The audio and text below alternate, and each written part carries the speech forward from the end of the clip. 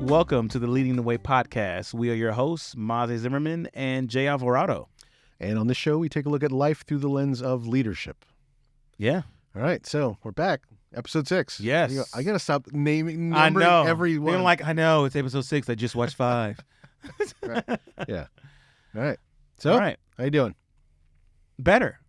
Yeah. Better than last week. Okay. Better. Yeah. I'm fully energized. I don't know about fully, but, I'm energized. Okay. Yeah. It helps that it's cold in here. It definitely helps temperature. If it was a little warmer, I'd be asleep. Yeah. But yeah, I'm doing a lot better. How about you? I'm good. Yeah, I'm good. I'm looking forward to this episode. Yeah. We discussed a little bit, like just kind of picked a topic like what we wanted to talk about, and I'm excited for it. Absolutely. Do you want to start us off? Yeah, we're talking about roadblocks. I'm going to stick with the car analogies, and we're going to go roadblocks, right? Detours, obstacles. What happens when you hit a wall? Right. What do you do? What's the process? What do you feel? How do you get out of that? So when you think about roadblocks, like what pops up more in your head? Is it like more of people or situations? Ooh, that's a good one. I am going to marinate on that one. Okay. That's a really good one because I'm very people engaged and really that's what I really dive into. Right. But I'm going to think about it and I'm going to listen to your answer first before I go into that. So what about you? People, you said it, people. So typically for me, the bigger obstacles are situational, usually, right? Call it bad luck or what you will. Something happens, something goes wrong, and it's kind of like no one's fault really, and you just kind of have to deal with it. Usually, right now, I've got a bit of a roadblock with a person, specifically one of my students, that's been kind of giving me not some trouble, but it's been a little difficult connecting, right? Which is huge for me, right? Because I'm all about connecting, and I'm trying my best. I have this. I'll tell you a little bit about it. Right? Okay. So I've got this student, and he's a newcomer to the country. He hasn't been in the country very long, so he doesn't speak English, right? So he's in one of my like English language classes. So I teach that class in Spanish, and I try to connect with this kid, and every single class that he comes in, he's just obstinate and stubborn, and he doesn't want to participate, and he's too cool for everything, and he's a distraction to other students, and it's difficult to kind of, I get frustrated, naturally you get frustrated, but I kind of have to put myself aside, right? My own personal feelings or emotions, and think about, okay, why is this kid acting like what is he going through? I don't know what his home life is like. I'm sure it's not that easy. A lot of the kids that we have come from, pretty bad situations, right?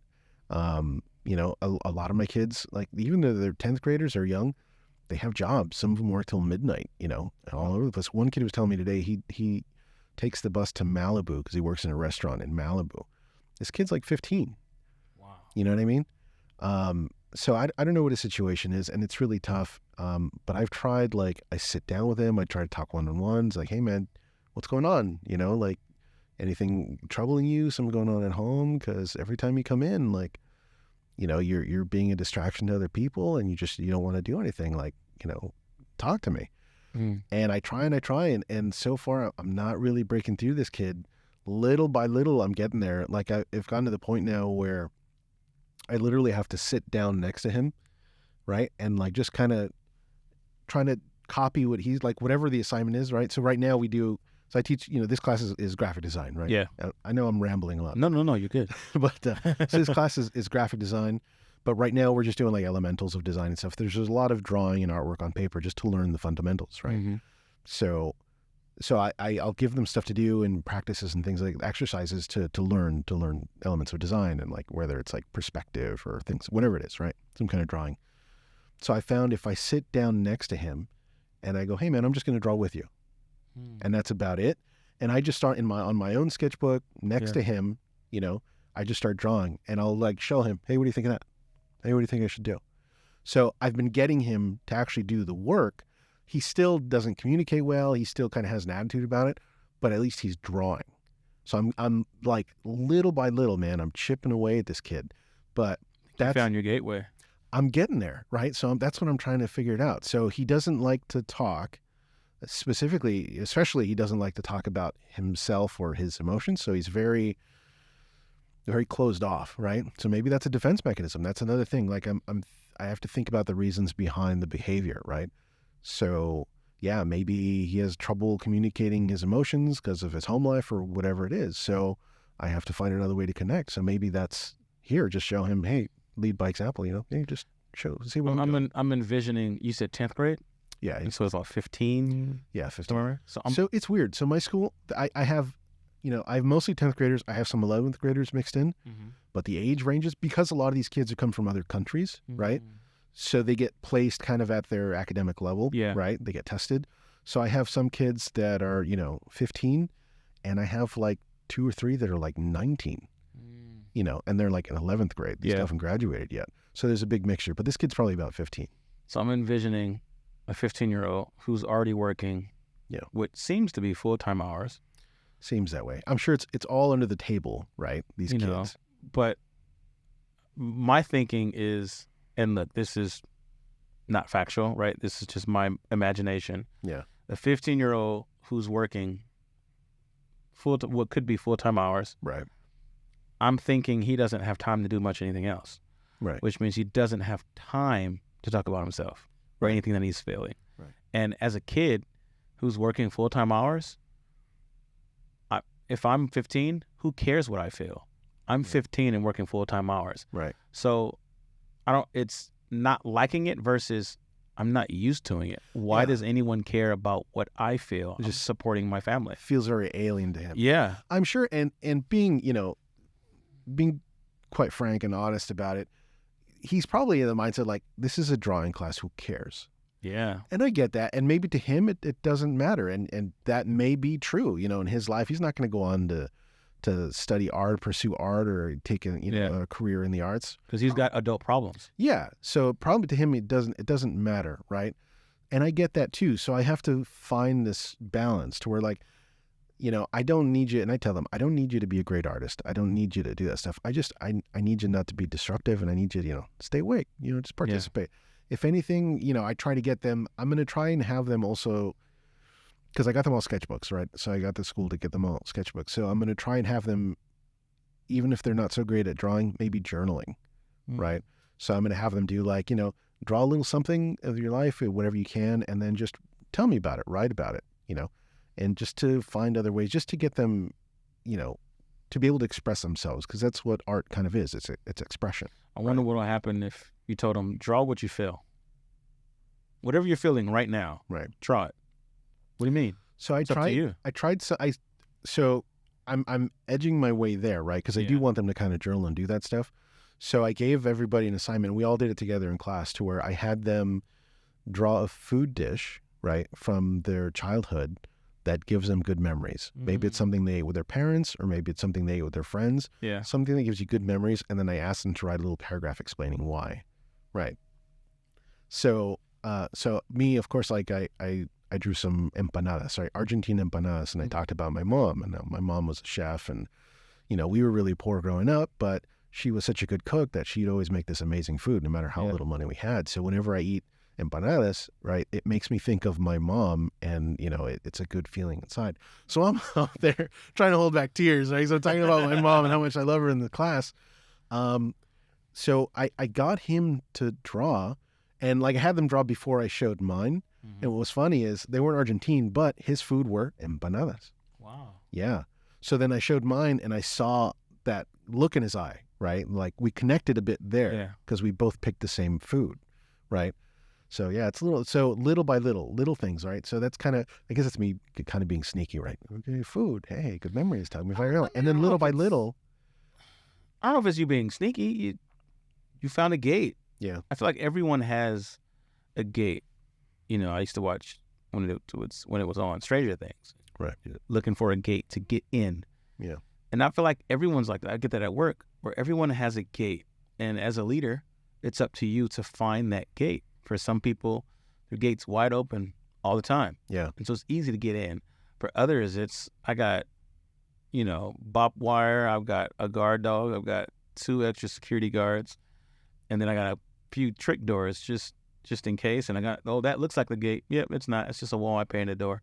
Like you may have found that gate. Yeah. And then once you're in, it's gold from that point on. But you said something that made me think of, because it sounds like you kind of dive into the people aspect of it. Right. You get that roadblock. And I found myself kind of, it's a strength and a curse. Or it's a strength and a weakness, gift and a curse. Do you ever find yourself drowning into the people aspect of it, into where now you're so deep into that emotionally that you lose sight of, say, like the destination? And so now you have to kind of get yourself out of it and think back where, okay, this is still a situation I have to get myself out of. Like, I'm so invested into the people, because that's where I've gotten myself at times, where maybe I do get a roadblock, and every business is the business of people, and so I will reinvest into the person, but then I get too deep where I lose sight of why I came in here in the first place. Yeah. Because now we're sitting down, like we're inside your space of comfort, and now the shoes are being kicked off, and we're kind of sitting there, and I'm like, wait, we have to get through this roadblock. We have to get over this wall. Like, do you find yourself ever getting to, because for you, it's face front the entire time. Yeah. Like, you don't, like, for me, I can kind of detach myself, but for you, everything is into those students. And so do you find yourself getting too deep where you have to, like, I still need to be a teacher? I still need to get over this wall? Yeah. Yeah, absolutely. Especially because I'm a new teacher, right? So I haven't built up that callus, right, to the kids. Yeah. Because I've always been that kind of, like, I'm a big softie, right? I want to hug everybody. I love everybody. But when it was with adults in a professional setting, I could still set firmer boundaries, right? Yeah. But now that I'm dealing with kids, so that's already my personality, and I'm a dad, and now I'm teaching other kids. It's really hard for me to, if a kid is struggling, if I'm connecting with them, or if we're tackling something together, my leniency just opens up, right? Mm-hmm. So sometimes it gets a little tough for me to be firm, right? To be like, no, you just can't do that.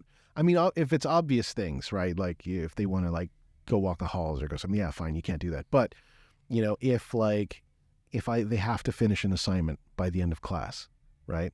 And they're just struggling and they're frustrated. I could see that in their face, and it's affecting their self-esteem, and they're like, I can't do it, I'm terrible, and I suck at drawing, and they say that a lot, to where I won't be like, oh, well, you didn't finish in time, when I should, because it'd be like, sometimes I give them an hour, like, you got an hour to do that, and I'll say that to them, but I'll still give them a chance to work on it later, things like that.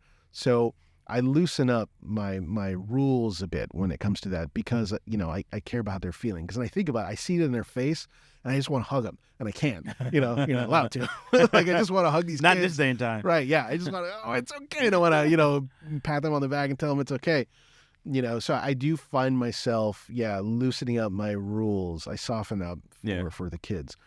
So is that how you kind of get yourself out of that situation? Getting out's kind of tough. No, it's usually like I'll talk to the kids, because I that's my initial reaction, right? Just to loosen up. But ultimately, it's these kids have to learn to do stuff. They have to learn to finish projects on a deadline. Because they're not my kids, and I guess that's it. I remember, they're not my kids. We're not at home. Yeah. Like, they're at school, they have things to do. This is teaching them, projects and deadlines and things they have to learn as adults. So that's usually what snaps me out of it. Yeah. And I'll be like, okay, no, like I can't give you any more time. Like I sat down with you, we did it together. I just can't give you any more time. And I will do that a lot. And I'll tell them, because I teach graphic design, and I say I like to, I think of teaching my class as I was running an office, right? So I don't give them homework, but they have deadlines. So if they finish it in class, cool. If not, then they got to find their own time to do it. I should have had you as a teacher. I hated homework. Yeah, no, Gosh. they have enough homework already. I'm not going to give them any more. Yeah. And, so my thing, and I guess we'll talk about some other day, but my issues in school were homework. Yeah, that was absolutely my issue. I didn't want to do it. Right, exactly. Like, Did you do your homework? right. No. Why? You got places I like, didn't want to do it. like I was just watching clips of a documentary from a couple years ago talking about schools in Finland, right? Mhm. It's like some of the top schools in the world. They don't do homework, at most 20 minutes, if ever. Anyway, but we can talk about this some other day. Yeah. Talk about the school system. But so we're kind of on the same wavelength, because that's how I am. If there's a roadblock in the situation, Yeah. I go and I dive into the people. And I think the biggest thing that I learned in doing that and still being able to get what I needed, which is the result. Yeah. So everything is an analogy with me. And so when I was an assistant manager, what I would do is you kind of like, this space is our home, right? In the industry, you're always thinking like, oh, we're host and you're coming into our home and you sit down and we serve you, kind of thing. Yeah. And so in having those kind of conversations and kind of diving into the people aspect of it, I'd have the most comfortable couch possible. Okay. And so I'd be like, all right, come into this space so that I can see what's wrong here. Where did we go wrong? Sit on this very comfortable couch. And then so I would find myself in this very comfortable space where we're able to be empathetic and we're able to be vulnerable, and I can find out the reasoning and the motivation behind what went wrong. And then there was this point, there would always be this point where I'm kind of too comfortable to get up. Yeah.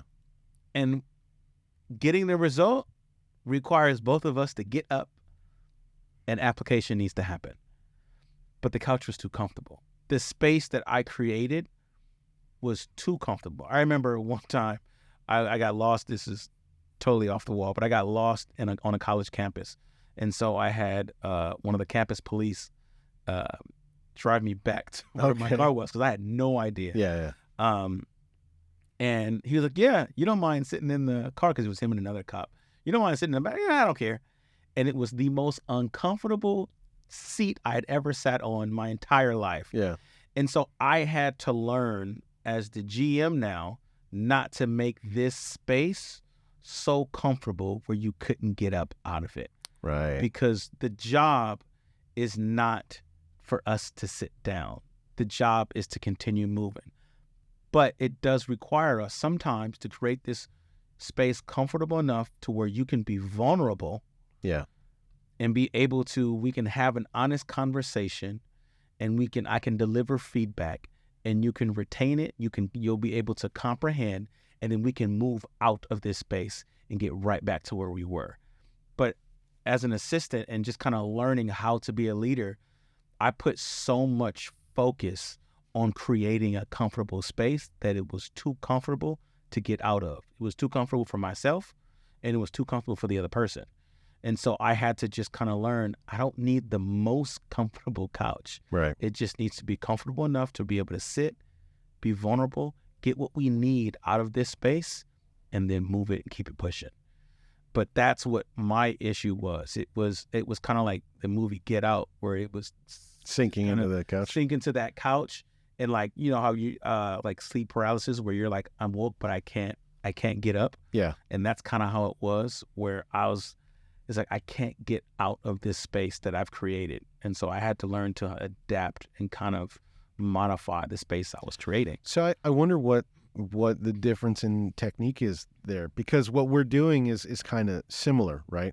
Where we're like, if you're dealing with an employee and I'm dealing with a student, I think the difference is what you're trying to get them to do is more about delegation, right? So they have specific tasks that they have to perform. Yeah. Well, for me, it's more about they're just getting them to express themselves, right? So it's a little more internal. Yeah, and I think for me it was, I read a book one time and it said always start with the end in mind. And I had to learn how to navigate everything, and everything had to be related to the end result. Yeah. Everything that we do, I had to break it down and make it very simple, right? Whether that's, for instance, maybe it's make money. Look, we're here to make money. That's what we're here to do, right? In our industry, we're just here to serve. Right. That's it. Everything comes back to we're here to create an experience to bring guests back. That's why all of us are here. And so everything always comes back to this.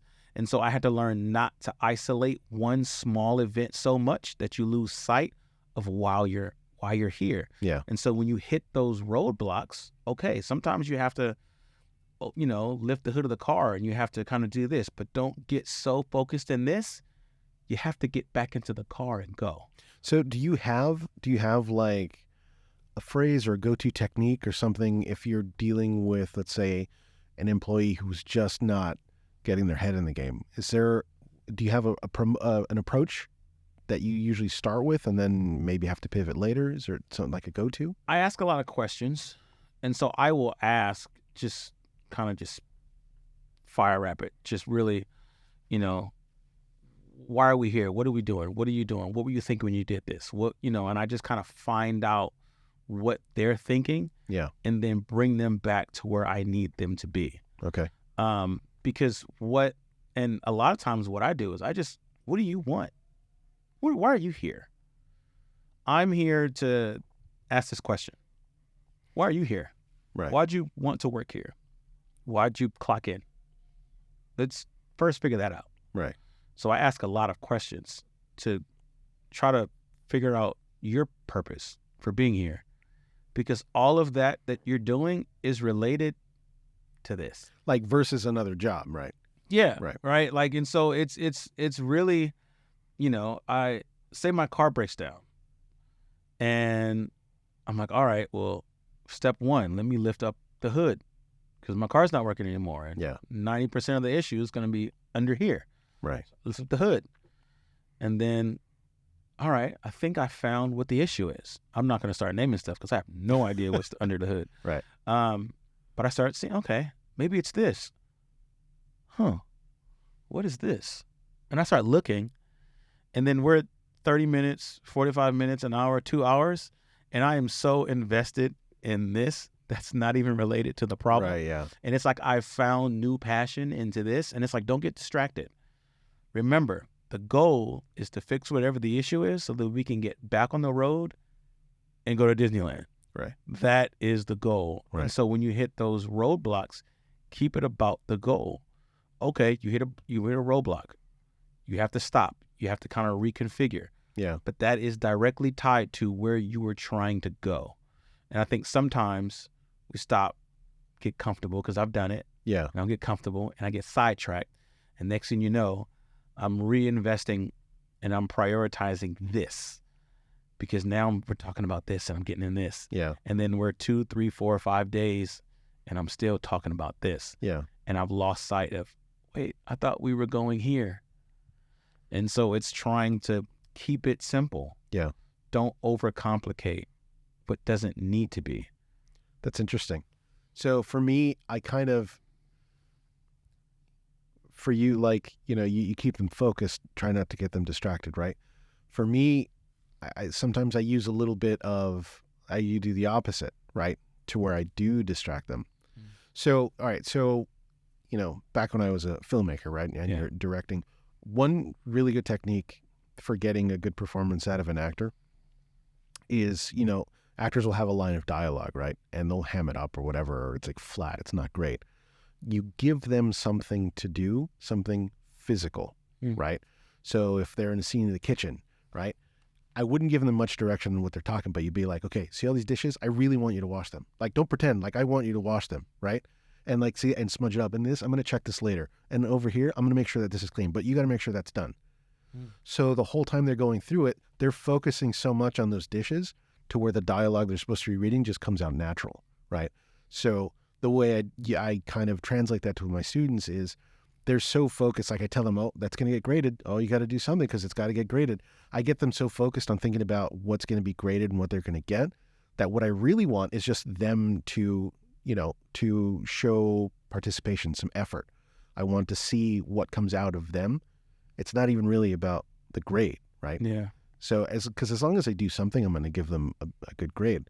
But I get them off of like thinking about how they're feeling and what they're expressing. Yeah. And they're just thinking, oh, this assignment, I got to worry about the grade. They're so focused on that they don't realize that they're actually doing what I really want them to do. You know, so I do the opposite. You know, it's the opposite. At the same time, it's kind of, I don't want to say it's the same, but you know, I work in the restaurant industry, and servers often, they get so focused on the tips. Right. And they serve a table, and all of a sudden they get gypped. And it's like, oh, it was $100. They only gave me $2. And they can't shake it. And they like can't the rest shake of the it. shift. And I always tell servers, don't be the snail, right? A snail, you can always tell where a snail's been because they drag that slime everywhere. The slime trail. Don't have that slime trail go from one table to another to another. Right. Dust it off, keep going.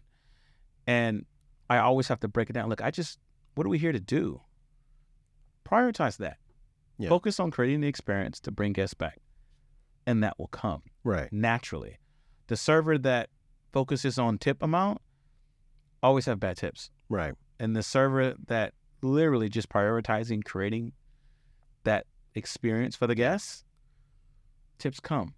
Because that's right? authenticity. If you're just focusing on you know, and it's hard to do. Experience, right? It's not easy when you've got bills due, when you've got bills that are past due, right? When when you have nothing in your wallet, literally, there's a difference between I'm broke. I got $1,000, but I'm broke, and no, I have no money. Right. I understand the difficulty in not thinking about the money because I need it. Right. And it's about training the mind to prioritize what comes out of that. Yeah. Don't focus on the fruit. Focus on planting. Focus on the soil that you're using. Focus on the tree. Yeah. And you will bear good fruit. The fruit will come. Right? The fruit will come. I guarantee you. Roadblocks are a part of it. Focus on the soil. Continue to focus on the soil. Focus on watering. Focus on sun. Focus on all those things. And I guarantee you, it will come. Yeah. Right? And you dig somewhere else. But if you're only thinking about the fruit and well, where's the fruit coming from? Right. Yeah. Right. Oh, I didn't get a good tip. Oh, I had another thing. I didn't get a tip. Well, where are they tipping? Service. Prioritize that. Yeah. Right. And so I think it's kind of both ways where you just kind of don't overcomplicate it. You know, you're thinking too much about this. I just need you to act it out. Right. So I need your brain to kind of, so this can come naturally. And it's kind of like almost what I do. It's like, no, I need you to do that. Tips will come naturally. That's just get them to recenter. Yeah. Just kind of recenter themselves. And it's natural. It happens to all of us. Yeah. The best of us at the worst times possible. Speaking of time. Right. This is the worst time possible to get into this. Yeah. Cool. Yeah. So that's it for today. Thanks again for joining us, and we'll see you next time. Yeah. Peace.